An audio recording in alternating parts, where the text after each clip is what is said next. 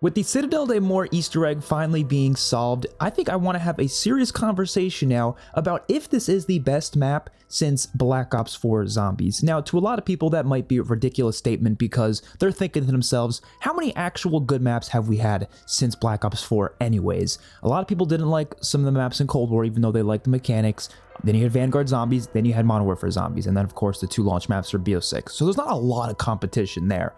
But regardless, I do think, without a doubt, I can say that this is my favorite map since Ancient Evil from Black Ops 4 Zombies. Now, I have heard a lot of valid criticism about this map so far, and I want to definitely acknowledge some of it because some of it I agree with and some of it I don't agree with. One of the main pieces of criticism I've been hearing is that the swords are not nearly as good as they should be. And this is honestly something that took me a while to realize because when I first used these swords, I was just in awe of how awesome the swords look, how good they feel, how awesome the special abilities are, and obviously on the lower rounds, they're obviously going to be really, really good. But once you get a bit higher into the rounds and the zombies start getting more aggressive and a bit faster, the swords really do fall off incredibly fast, especially ones like the electric sword, to the point where there's really no use of them past a certain round. And I think that is quite unfortunate because usually elemental weapons like this, like the staves, the bows on Der Eisendrache, even when you go to some other games that had the whole elemental weapons thing, you have of course the gauntlets on Ancient Evil, all of these were really, really powerful for a decent time, and it's kind of unfortunate that these swords just don't really hold up to that. Even if they look just as cool as all those other weapons, they just don't really have the same power behind them. And even when it comes to other things in the Easter egg, I did find myself quite often switching to just a regular gun rather than using the sword. For example, in the boss fight. The boss fight is really cool. I'm in love with this boss fight, but an issue I have with it is there's really no point in the boss fight where I felt like I needed to use my sword. Like there was never a point where the sword was necessary to take out. When you go to a map like DE, yes, a lot of the times you're not using your bow as well because you can use like a really useful shotgun in that boss fight like the KRM or the Haymaker, and that might honestly be better than using the bow in certain parts of it, but generally speaking, your bow is going to help you out quite a bit, whether it's taking out some of the panzers or just providing you with cover around your character if you're trying to revive a teammate or whatever it may be. Whereas in this boss fight, I couldn't think of a single moment where it felt necessary to use the sword unless maybe you ran out of ammo on your main weapon or if your main weapon really, really sucked. But obviously you're not going to be swinging your sword at this boss, so that in and of itself just doesn't seem that useful. And then when you go to other steps in the boss fight, other lockdown steps, I would still rather use the ASG shotgun in most moments over the sword. This is something they can definitely change though. All they need to do is just simply buff the swords. I think the best way to do that would just make it be so the regular swing of the sword kills more zombies at a time and also avoids the zombies from being able to easily swipe you, because that's currently the main issue with the sword. If you're not constantly backing up as you're swiping the zombies, you will get killed with the sword. Like, try going into a crowd of zombies and swinging at them, you're just going to get demolished. Compare that to the katana from Infinite Warfare Zombies. That katana was shredding through zombies. You could run through hordes with them and you would be doing just fine most of the time. Not every time, most of the time. But this one just doesn't really have that same effect. I also think the special attack that each sword has could be a little bit better, and it should also charge a bit faster. It takes quite a while to recharge that ability, and they also need to make it more obvious that your special ability is ready, because there are some points in the game where I don't even realize that my special ability is ready, or I'm trying to use it and then I realize, oh, it's actually not ready. Maybe that's a skill issue. I don't know. I'm sure I'll get used to it eventually, but generally speaking, right now, I think maybe they should make it a little more obvious that it's ready. Another criticism I've heard is that the map is too small, and this is one that I can kind of understand because we were really expecting a huge map here just based on the images of it, just showing off this really, really big castle. So I was expecting the map to be a bit bigger, but to be honest, most zombie maps are very similar to this size. Like when you really think about it, most maps are not that large. This is probably similar to the size of Der Eisendrache without the rocket pad launch area. Probably almost exactly the same actually. So I wouldn't necessarily say this map is much smaller than your average map. I just think our idea of what the map could have been was just a lot bigger than what it ended up being. And also, I think the map is intentionally a bit smaller because it's trying to be more close quarters. It is meant to be a lot more of a tight map as opposed to being as open as a map like Terminus or Liberty Falls, which I think is a good thing because it makes this map more challenging. It's definitely the most difficult map in Black Ops 6 currently. The only open area is probably Spawn Room, to be honest, which seems to be the main place a lot of people are going for the high rounds because it's very, very open. But I just like the fact that trying to get around the map is actually quite difficult. And then I want to go into a couple of the critiques I've been hearing that I think are invalid, and this is just in my personal opinion, obviously. You're allowed to feel this way, but when I see these critiques, I just have to laugh. There's a couple of people who are not happy that there's puzzles that you have to do for the Easter egg, and I gotta say, this is Zombies. It's Call of Duty Zombies. Call of Duty Zombies has had puzzles since Black Ops 1. It was kind of a new thing for them to kind of just not do puzzles anymore once Cold War came around. I mean, they didn't do that many puzzles. Obviously, we had a couple here and there,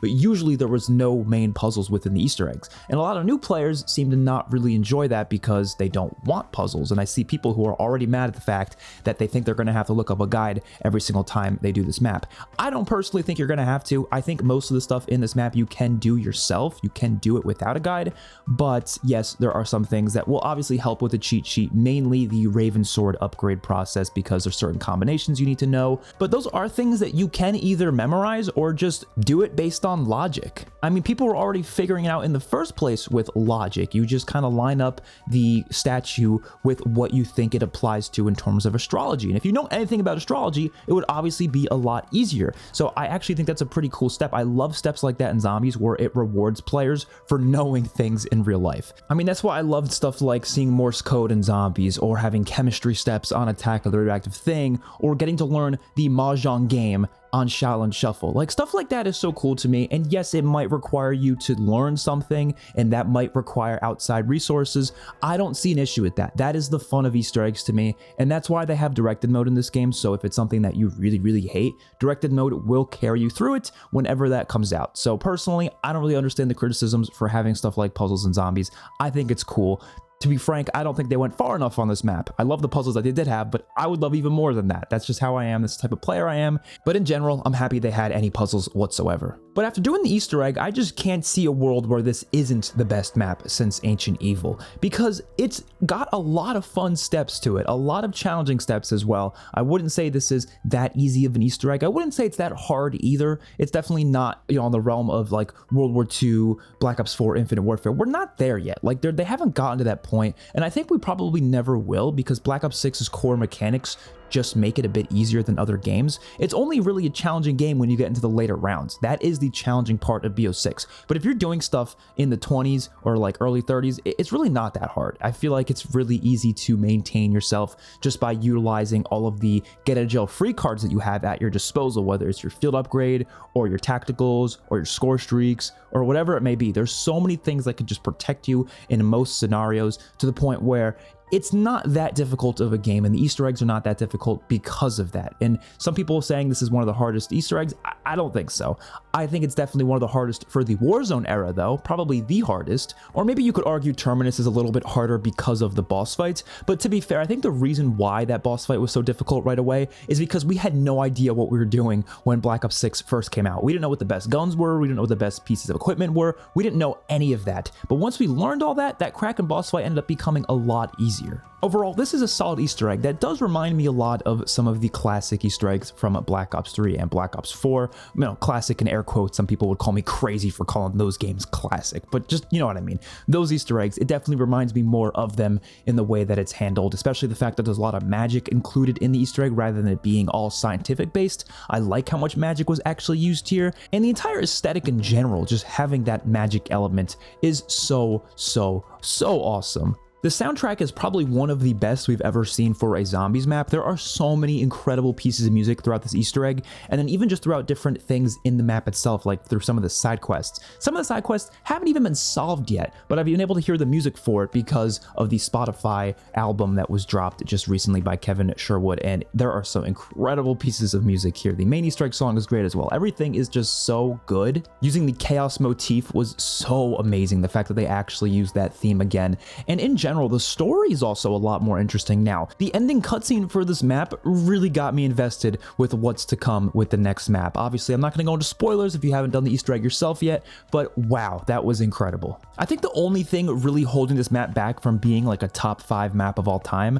is a couple of the more modern Zombies mechanics that I just don't like. I still don't like the new point system. I still don't like having loadouts and rarities and all these other things that just are going to be in most modern Zombies games from now on, and I've kind of just accepted it at this point. improvement, but it will be holding back most of the modern maps from being a lot better than they could be. And also, I'm not really a big fan of the boss zombies. There is a really cool new boss enemy, the Doppelgast, that is really fun to fight against, but I just don't like the fact that it is so aesthetically similar to the Amalgam and the Mimics and a bunch of other bosses we've already seen. I think it would have been a lot cooler if we had something that fit the medieval theme a little bit more, maybe like a zombie knight that was like really, really big and came at you with this giant sword. I think that would have been awesome, but unfortunately Doppelgast just doesn't really interest me that much. And then of course the Amalgam also returned, and the Amalgam is there as just a regular zombie. A lot of people thought it was going to only appear when you leave the Doppelgast alive for too long, but that is not the case. The Amalgam just comes in the map whenever it wants, and I just didn't really want to see those return, but it is what it is. You also have the Vermin and the Parasites return, which, like I said before, not very happy about that either. I think it would have been cool to see either a different returning boss like the Hellhounds or something completely new. But those are really the only main issues I have right now. I haven't really done the side quests yet. I'm really curious to see what those are going to be like, but this map is definitely the best one since Ancient Evil for me personally. I like it more than Mauer Toten. I like it more than Terminus. I like it more than Shinonuma Reborn. I like it more than any other map we've had since then. Hopefully the rest of the DLC season is just like this. Hopefully the rest of the DLC season has maps that are just insane with its quests and just really, really exciting to play for the first time, and hopefully really replayable down the line as well. So hopefully you guys enjoyed. Let me know your thoughts in the comment section down below. Peace out, everyone.